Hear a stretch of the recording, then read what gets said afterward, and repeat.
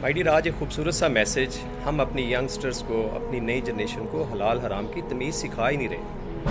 ان کو ہم بتا ہی نہیں رہے کہ لقمہ حرام کھانے کے نقصانات کیا ہیں اور یہ زندگی کو کیسے اجاڑ کے رکھ دیتے ہیں، آخرت بھی خراب کرتے ہیں. امام جعفر صادق علیہ السلام، ان کا قول ہے کہ جو حرام کا لقمہ ترک کرے، نہیں کھاتا حرام، 2000 رکعت نماز پڑھنے سے بھی افضل ہے.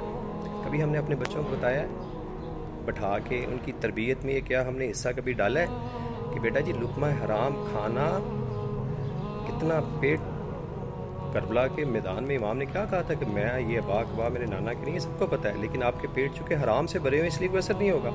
تو مائی ڈیئر، حرام کا لقمہ جب پیٹ میں جاتا ہے تو یقین کیجئے گا عبادات ساری ضائع کی ضائع ہو جاتی ہیں، حق و باطل کا اس کو تمیز ختم ہو جاتی ہے. آج کا میسج یاد رکھیے. بہت شکریہ.